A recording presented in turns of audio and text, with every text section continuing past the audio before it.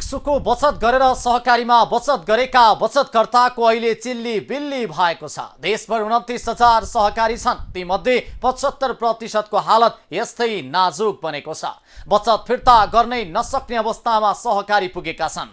एक दिन न एक दिन त सबै जसो सहकारी यसरी नै धराशय हुने भन्ने कुरा पहिले नै अनुमान गर्न सकिन्थ्यो, किनकि सहकारीको नियमन नेपालमा निकै फितलो र कमजोर रहेको थियो। सामान्य घर व्यवहार चलाउन वा इलम उद्यम गर्न, शिक्षा दीक्षाका लागि त सहकारीको बचत फिर्ता पाइरहेका छैनन्। उपचार गर्ने खर्च चलाउन पनि बचत फिर्ता नपाएर कतिपयले मृत्युवरण गर्नुपर्ने बाध्यता छ। छाडा हाड काटेर रकम जम्मा गर्ने वर्ग नै सहकारीका एक प्रमुख बचतकर्ता रहेका छन्। जीवनभरको कमाई जति बचत गर्ने र जीवनमा केही गरौँला भन्ने वर्ग नै यस सहकारीका बचतकर्ता छन्। त्यसैले नै होला निरही जनताको आवाज सरकारसम्म नपुगेको। बैंकको ब्याज 1-2% तलमाथि हुँदा कोकाहल मच्चिने यो समाजमा सहकारीले करोडौं रकम डुबाउँदा पनि सहकारीले नसुन्नुको अर्को कुनै कारण छैन। यसको प्रमुख कारण हो सहकारीको बचतकर्ता ज्यादा नै न्यून आय भएका छन्। यो देशमा निमुखा जनताको आवाज सरकारले कहिले पो सुनेको छ र? नमस्कार, यो हो खबर र प्रेषण। म हेमराज भट्ट। यति बेला कोशी प्रदेशको राजनीति अस्थिरताको केन्द्र बनेको छ। कोशी प्रदेशमा मुख्यमन्त्री उद्धव थापालाई दोस्रो पटक पदबाट बर्खास्त गर्दै सबैभन्दा ठूलो दलका नेतालाई 48 घण्टाभित्र मुख्यमन्त्री बनाउन सर्वोच्च अदालतले परमादेश जारी गरेको छ। यो परमादेशसँगै कोशी प्रदेशमा एमाले संसदीय दलका नेता हिक्मत कार्की मुख्यमन्त्री बन्ने भएका छन्। मुख्यमन्त्री थापाले भदौ 4 मा लिएको विश्वासको मत नेपालको संविधानवादको मूल्य मान्यता तथा यसको अदालतबाट प्रतिपादन नजिर सिद्धान्त समेतको प्रतिकूल देखिएको ठहर गर्दै सर्वोच्चले त्यसलाई बदर गरिदिएको थियो। हेर्नुहोस् यो रिपोर्ट। कोशी प्रदेशका मुख्यमन्त्री उद्धव थापालाई दोस्रो पटक पदबाट बर्खास्त गर्दै सबैभन्दा ठूलो दलका नेतालाई 48 घण्टाभित्र मुख्यमन्त्री बनाउन परमादेश जारी गरेको छ। यो परमादेशसँगै कोशी प्रदेशमा एमाले संसदीय दलका नेता हिक्मत कार्की मुख्यमन्त्री हुने भएका छन्। मुख्यमन्त्री थापाले भदौ 4 मा लिएको विश्वासको मत नेपालको संविधानवादको मान्य सिद्धान्त तथा यस अदालतबाट प्रतिपादित नजिर सिद्धान्त समेतको प्रतिकूल देखिएको ठहर गर्दै सर्वोच्चले त्यसलाई बदर गरेको हो। माननीय उद्धव थापाले नेपालको संविधानको धारा 168 को उपधारा 4 बमोजिम प्रदेश सभाबाट विश्वासको मत प्राप्त गर्न सकेको नदेखिँदा निज स्वतः मुख्यमन्त्री पदबाट पदमुक्त हुने सर्वोच्चको ठहर छ। संविधानले निर्देश गरेका स्वाभाविक विकल्पहरूको तदानुरूप नै प्रयोग गरिनु पर्दछ भन्दै न्यायाधीश सपना मल्ल प्रधान, कुमार चुडाल र नहकुल सुवेदी सम्मिलित सर्वोच्चको पूर्ण इजलासले संविधानको धारा 168 को उपधारा 3 बमोजिम प्रदेश सभामा सबैभन्दा बढी सदस्य रहेको दलका नेताको नेतृत्वमा 48 घण्टाभित्र मन्त्री परिषद गठन गर्न प्रदेश प्रमुखका नाममा परमादेश जारी गरेको छ। थापाले दुवै पटक तटस्थ भूमिका निर्वाह गर्नुपर्ने सभामुखबाट विश्वासका मत पाएका थिए। त्यस विरुद्ध दुवै पटक हिक्मत कार्कीले रिट दायर गरेका थिए। सर्वोच्चले दुवै पटक थापा सरकारलाई संवैधानिक घोषित गरिदिएको छ। संविधानको धारा 168 को प्रतिबन्धात्मक वाक्यांशमा मत बराबर भएमा भन्ने उल्लेख हुनुले प्रदेश सभामा अध्यक्षता गर्ने व्यक्तिले निर्णायक मत दिन अनिवार्य रूपले मत परिणाम बराबर भएको हुनुपर्ने व्याख्या सर्वोच्चको छ। मुख्यमन्त्री थापाले विश्वासको मत लिएको सभाको अध्यक्षता गरेका कांग्रेसका प्रदेश सभा सदस्य तथा अध्यक्ष मण्डलका सदस्य इस्रायल मन्सुरीले पनि प्रस्तावका पक्षमा मतदान गरेका थिए। उनको यो कार्य संविधान विपरीत भएकाले उक्त सभाले पारित गरेको विश्वासको मत लगायतका काम कारबाही उत्प्रेषणको आदेशद्वारा बदर हुने सर्वोच्चको ठहर छ। यसअघि थापाले दोस्रो पटक पाएको मत विरुद्ध परेको रिटमा अन्तरिम आदेश जारी गर्दै सर्वोच्चले कोशी प्रदेश सरकारलाई दीर्घकालीन महत्त्वको र नीतिगत निर्णय नगर्न भनेको थियो। संविधानको धारा 168 को उपधारा 3 बमोजिम प्रदेश सभामा सबैभन्दा धेरै सदस्य रहेको दलका नेतालाई मुख्यमन्त्री नियुक्त गर्नुपर्ने व्यवस्था छ। 93 सदस्यीय कोशी प्रदेश सभामा सबैभन्दा बढी उपसभामुख सहित 40 सदस्य एमालेको रहेको छ। कांग्रेसका 29, माओवादीका 13, राप्रपाका 6, एकीकृत समाजवादीका 4 र जनता समाजवादी पार्टीका 1 सांसद छन्। कोशीमा अब 48 घण्टाभित्र एमाले नेता हिक्मत कार्कीलाई प्रदेश प्रमुख परशुराम खापुङले मुख्यमन्त्री नियुक्त गर्नुपर्ने अवस्था निर्माण भएको छ। आदेशमा संविधानको धारा 168 को उपधारा 3 बमोजिम गठित मन्त्री परिषदले उक्त धाराको उपधारा 4 बमोजिम प्रदेश सभाबाट विश्वासको मत प्राप्त गर्न नसकेमा सोही धाराको उपधारा 5 बमोजिम प्रदेश सभामा विश्वासको मत प्राप्त गर्न सक्ने कुनै सदस्यलाई मुख्यमन्त्री नियुक्त गर्न सकिने संवैधानिक व्यवस्था रहेको सम्झाइदिएको छ। एमाले नेता कार्कीले संविधानको रक्षाका लागि कानुनी लडाई लडेको र सबैको सहयोगले सफल भएको बताएका छन्। रिटको प्रारम्भिक सुनवाईमा न्यायाधीश ईश्वर खतिवड़ाको इजलासले यही प्रकृतिको मुद्दामा यसअघि सर्वोच्चले कोशी प्रदेश सरकारलाई असंवैधानिक घोषित गरेको थियो भने आफ्नो आदेशलाई अनदेखा गर्दै पुनः त्यही प्रक्रियाबाट विश्वासको मत लिने कामलाई सर्वोच्चले संवैधानिक नैतिकता विपरीतको काम भन्दै थापालाई संवैधानिक सीमा सम्झाएको थियो। तत्कालीन सभामुख बाबुराम गौतमको हस्ताक्षरबाट बहुमत पुर्याई असंवैधानिक रूपमा असार 21 मा मुख्यमन्त्री नियुक्त भएको विरोधमा एमाले नेता कार्कीले असार 22 मा दर्ता गराएको रिट निवेदन उप पूर्ण सुनवाई गर्दै न्यायाधीशहरू ईश्वर प्रसाद खतिवड़ा, आनन्द मोहन भट्टराई र तिल प्रसाद श्रेष्ठको इजलासले पहिलो पटक साउन 11 मा कोशी सरकार असंवैधानिक तरिकाले गठन फैकाले विघटन गर्ने आदेश दिएको थियो।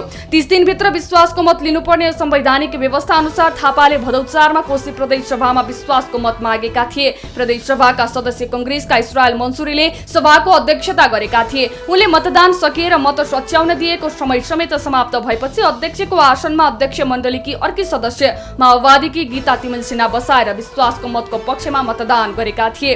मन्सुरी र तिमिल सिन्हा दुवै जनाको मत जोडेर विश्वासको मतको पक्षमा 47 र विपक्षमा 30 मत परेकाले मुख्यमन्त्री थापाले विश्वासको मत प्राप्त गरेको मन्सुरीले घोषणा गरेका थिए। त्यस विरुद्ध सर्वोच्चले भदौ 7 गते अन्तरिम आदेश समेत जारी गरेको थियो।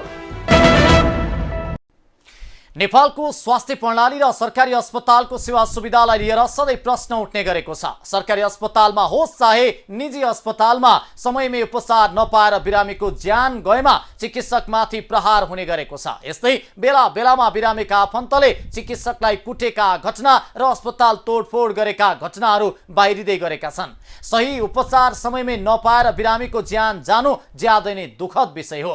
नेपालको स्वास्थ्य क्षेत्रमा भइरहेका यस्ता घटनाले नेपालको स्वास्थ्य अवस्था कति नाजुक छ भन्ने कुरालाई प्रष्ट पारिदिएको छ।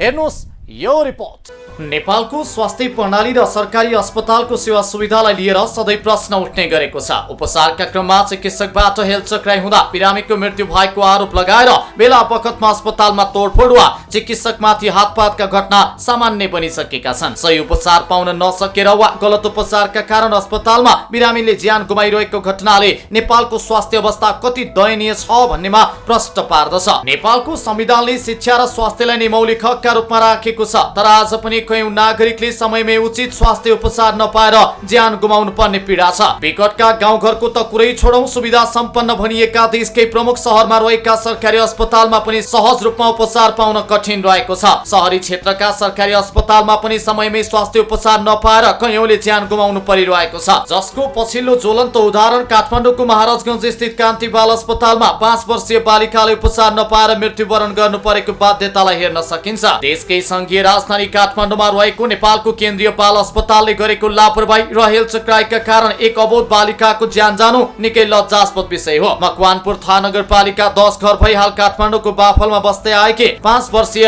रेजिसा गोपालीको उपचार नपाएर ज्यान गएको विषयले यति बेला सडकमा मात्रै होइन सदनसम्म पनि व्यापक आलोचना भइरहेको छ। उच्च ज्वरोका कारण गएको सोमबार साँझ 5 बजे कान्ति अस्पतालको इमर्जेन्सी कक्षमा पुर्याएकी रेजिसाले समयमै उपचार पाउन सकिनन्। साँझ 5 बजे अस्पतालमा पुर्याएकी रेजिसाले पालो कुर्दा कुर्दै इमर्जेन्सीको उपचार पनि पाउन नसक्दा 7:10 मा यो संसार नै छोडिन्। उपचारका लागि अस्पतालमा पुगेका परिवारले पटक पटक आग्रह गर्दा र उपचारको खोजीमा छटपटाइरहेकी बालिकाको क्रन्दनलाई अस्पतालले नजरअन्दाज गर्दा यो अवस्था सिर्जना भएको हो। यस विषयलाई लिएर सांसदले सदनमा सरकारको ध्यान आकर्षण गराएका छन्। काठमाडौँ जस्तो केन्द्रमा रहेको कान्ति बाल अस्पतालमा बालिकाले उपचार नपाएर मर्नुपर्ने अवस्था आउनु लज्जास्पद र दुःखदायी भएको सांसदहरूको भनाइ छ। सत्तारूढ दल नेपाली कांग्रेसका सांसद गगन कुमार थापाले उक्त घटनाको छानबिन गरी तत्काल संसदलाई जानकारी गराउन सरकारलाई सचेत गराएका छन्। के कति कारणले बालिकाले उपचार नपाएर मृत्यु भएको हो भन्ने बारे सरकारको जवाब माग गर्दै सांसद थापाले यस्तो अवस्था किन आयो र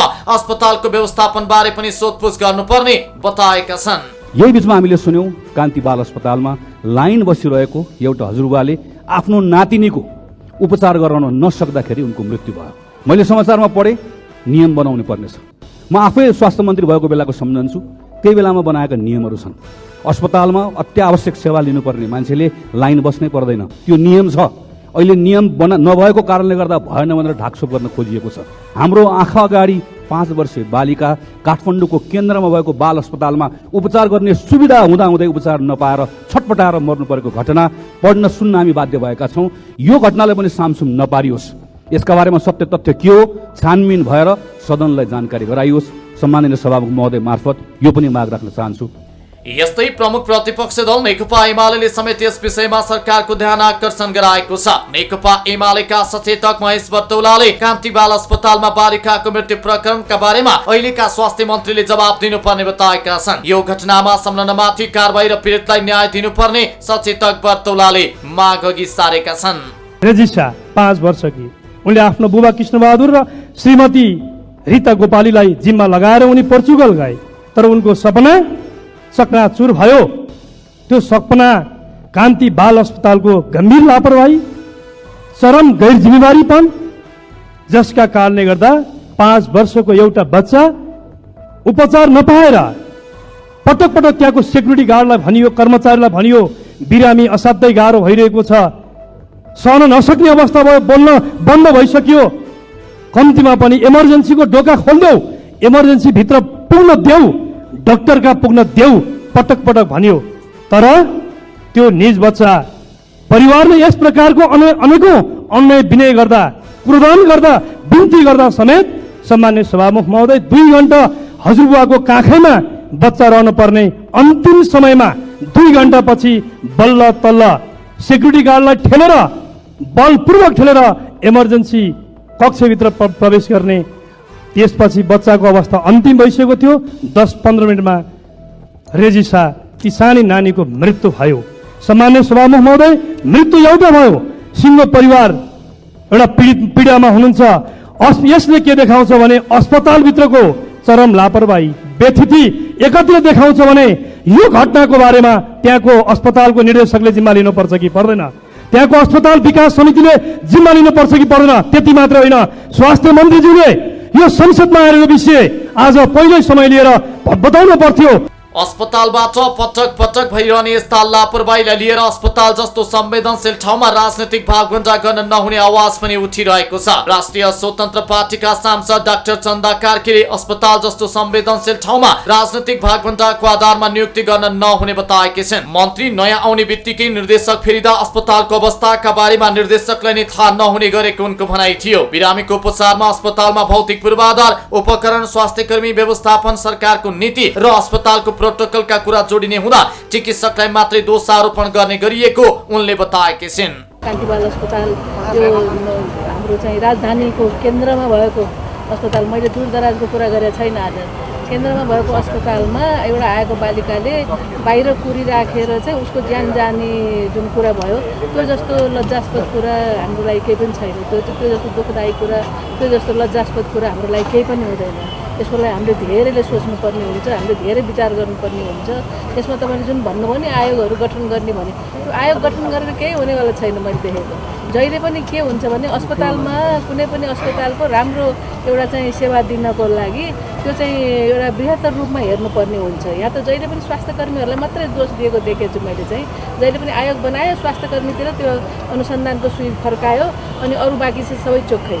त्यस्तो हुनु हुँदैन नि। तपाईँले एउटा बिरामीलाई राम्रो एउटा उपचार दिन, उसलाई राम्रो बनाएर पठाउन अस्पतालका भौतिक पूर्वाधारदेखि लिएर त्यहाँ भएका उपकरणदेखि लिएर त्यहाँका स्वास्थ्यकर्मीहरूदेखि लिएर त्यहाँका व्यवस्थापनको कुरा र नेपाल सरकारको नीति कुरा र त्यो अस्पतालमा हुने प्रोटोकलहरूका कुरा, यो सबै कुरा त्यसमा जोडेर आउँछन् नि। सरकारी अस्पतालका कमी कमजोरी र लापरवाहीका विषयमा स्वास्थ्य मन्त्रालयदेखि सम्पूर्ण मन्त्री परिषदलाई स्पष्ट जानकारी भए पनि यसको समाधानका लागि राज्य पक्षबाट भने उचित सम्बोधन हुन सकेको छैन। देशकै संघीय राजधानीमा रहेको अस्पतालमा इमर्जेन्सी उपचारका लागि पुगेका बिरामीले पनि घण्टौं कुर्नु पर्दा उपचार नपाएर ज्यान गुमाउनु राज्यका लागि सबैभन्दा बढी चुनौती हो। घटना घटेपछि मात्रै केही समयका लागि तात्ने सरकार र सदन दुवैले घटना हुन नदिनका लागि समयमै आवश्यक कदम चाल्न जरुरी छ।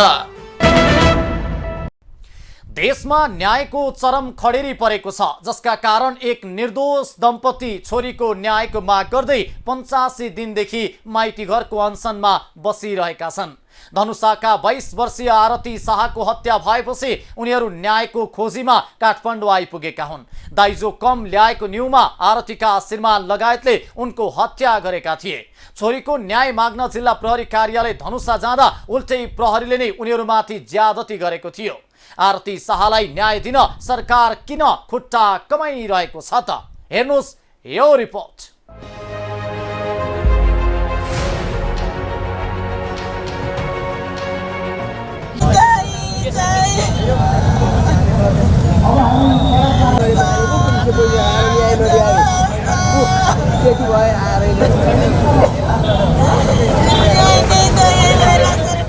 यो हेर्नुहोस् एक निर्दोष आमाको क्रन्दन। उनी धनुषाकी मृतक आरती शाहकी आमा हुन्। विगत 85 दिनदेखि छोरीको न्याय माग्दै काठमाडौँको माइती घरमा धर्ना बसिरहेकी छन्। तर लामो समय हुँदा पनि सरकारले उनीहरूको पीडा सुन्न सकेको छैन। उनलाई यो देशमा न्याय मरेको भान हुन्छ, त्यसैले होला उनी बेला बेला यसरी नै भक्कानिने गरेकी छन्। धनुषाकी आरती शाहलाई दाइजोको निहुमा उनको श्रीमान लगायतले हत्या गरेको पीडित पक्षको भनाइ छ। तर मृतक आरतीको न्याय माग्न जाँदा उल्टै प्रहरीले उनीहरूमाथि दमन समेत गरेको पीडित पक्षको आरोप छ। एक निर्दोष नारीको कथित दाइजो प्रथाको नाममा हत्या हुँदा पनि राज्य मौन बस्नु उदेक लाग्दो छ। 85 दिनसम्म पनि सरकार तर्फबाट उनीहरूको माग सम्बोधन गर्न कुनै पनि पहल नभएपछि पीडित पक्षले शुक्रबार माइती घरमा कपाल नै मुण्डन गरेका छन्। आरतीको मृत्यु भएको 4 महिना भयो र हामीलाई यातना दिएको एसपी जिल्ला प्रहरी कार्यालय धनुषाले त्यहाँका डिएसपी एसपी लगायतका व्यक्तिहरूले हैन हामीलाई बिहानको लागि बोलाएर जुन यातना दिएको छन् त्यसको विरुद्धमा बसेको आज 85 दिन भयो र यसरी न्यायको लागि बस्दा पनि हाम्रो कुनै एउटा खाली न्याय पाऊ हैन एउटा चाहिँ न्याय पाऊ भनेर बसिरहेका छौँ। 85 दिनसम्म बस्दा पनि सरकारले सुनेन, सरकार भएको अनुभूति भएन, सरकार मरेको अनुभूति भएर चाहिँ आज सरकारको विरुद्ध चाहिँ सरकारको लागि चाहिँ एउटा अन्तिम क्रियाक्रम चाहिँ हामी आज गरेको थियौँ र त्यही क्रियाक्रम अन्तर्गत चाहिँ आज हामीले चाहिँ मुण्डन कार्यक्रम चाहिँ राखेको थियौँ। त्यहाँबाट तिनीहरूलाई चाहिँ हटाउनु पर्यो, हटाएर त्यहाँ चाहिँ एउटा इन्भाइरोमेन्ट क्रिएट गरिदिनु पर्यो र त्यस पश्चात एउटा न्यायिक छानबिन समिति गठन गर्नु पर्यो, जसमा पूर्व न्यायाधीश होस् र केही फोरेन्सिक डाक्टरहरू होस्, क्रिमिनल लयर होस् र अन्य एउटा दुईटा विज्ञ राखेर चाहिँ एउटा चाहिँ न्यायिक छानबिन समिति गठन गरोस्। हाम्रो माग यति हो। पीडित पक्षको मुख्य माग धनुषाका प्रहरी प्रमुखलाई त्यहाँबाट हटाएर नयाँ प्रहरी प्रमुखको नेतृत्वमा न्यायिक छानबिन समिति बनाउनु हो। पीडित माइती घरको चिसो भुइँमा सकसपूर्ण समय बिताइरहेका छन्। तर माइती घरमा पीडित पक्षको कन्तबिजोग हुँदा पनि राज्य मौन बसेको छ। हाम्रो पीडा कसैले सुने छैन। म यहाँ मरे पनि जे भए पनि कति कष्ट छ यहाँ त्यो कुरा त भन्नै सक्दिनँ मैले। म 85 दिन कसरी बिताइरहेछु 85 मिनट पनि यहाँ सक्ने छैन। तब पनि सरकारले केही वास्ता गरेका छैन। यो सरकारले एकचोटि पनि आएर यहाँ माइती घरमा हेरेका पनि हेरे छैन। कुनै कार्यालयबाट एउटा मान्छे पनि आएका छैन यहाँ। म आफै गएर उजुरी गरिरहेछौँ, गुहार गरिरहेछौँ, तब पनि सुन्दैन। त्यसलाई त्यस्तै छाड्दैन। हाम्रो कष्ट पुर्याएको यो बाटोमा सुताएको मेरो स्वास्नी छोराछोरी सबै लिएर यहाँ बाटोमा सुतेको छौँ। अनि यहाँ 85 दिन भइसकेका छन्। त्योलाई किन कारबाही गरेका छैन? तपाईँ सोध्नुहोस्, यो सरकारसित सोध्नुहोस्, यो न्यायालयलाई सोध्नुहोस्, न्याय दिने मान्छेलाई सोध्नुहोस् कि के भइरहेछ हाम्रो देशमा, के छ? न्याय मरिसकेछ। अनि हामीहरू न्याय मरिसकेछ भने त्यसैको विरुद्धमा हामीहरूले आज दाह संस्कार गरिरहेछौँ।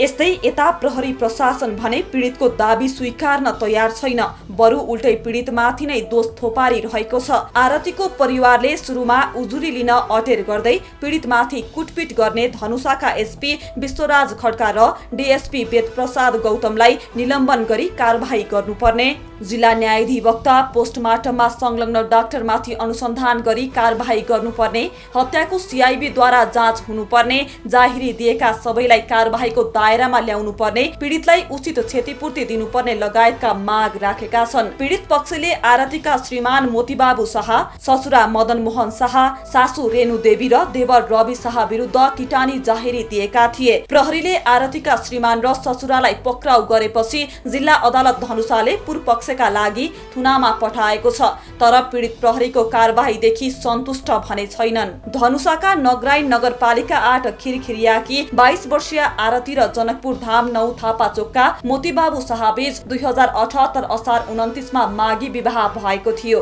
विवाहको केही समयपछि श्रीमानले आरतीलाई दाइजोको दबाव र यातना दिन थालेका थिए। गत जेठ 7 गते आरती घरको कोठाभित्र पंखामा सलको पासो लगाएको अवस्थामा भेटिएकी थिइन्। न्यायका लागि लामो समयदेखि माइती घर मण्डलामा अनसनमा बसेका आरतीको परिवारको स्वास्थ्य बिग्रिँदै गएको छ। यसमा राष्ट्रिय मानव अधिकार आयोगले विज्ञप्ति निकालेर सरकारको ध्यानकर्षण त गराएको छ, तर सम्बन्धित निकायले चासो दिएका छैनन्। न्याय ढिलो दिनु भनेको न्याय नदिनु सरह हो भन्ने न्यायिक सिद्धान्त छ। आरतीको परिवारको हकमा पनि यही सिद्धान्त लागू हुने अवस्था छ। यसतर्फ सम्बन्धित सबैले ध्यान दिनुपर्छ।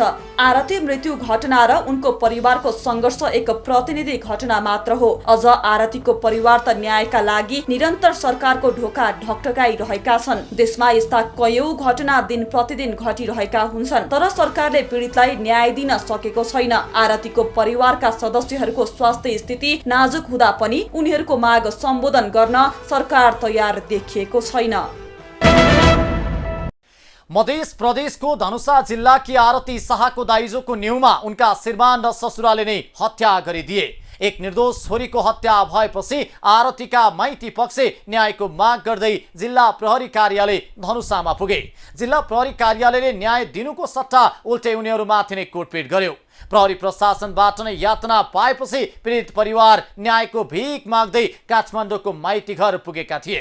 3 महिनासम्म माइती घरमा अनसन बस्दा पनि पीडित परिवारलाई सरकारले न्याय दिन सकेको छैन। एक निर्दोष नारीको हत्या हुँदा पनि यहाँ न्याय पाउनुपर्ने अवस्था देखिँदैन। सायद न्याय मरेको देश भनेको यस्तै हो। राज्यले पीडित परिवारको दुःखमा मलमपट्टी लगाउन सकेको छैन। यदि यो घटनामा राज्यले दोषीमाथि कारबाही नगरेमा मधेसमा अझ यस्तै आरती जस्ता हजारौं निर्दोष छोरीले ज्यान गुमाउनु पर्ने निश्चित छ। हवस् त आजलाई खबर अपरेसन यति नै। हाम्रो खबरदारी जारी नै छ। नमस्कार।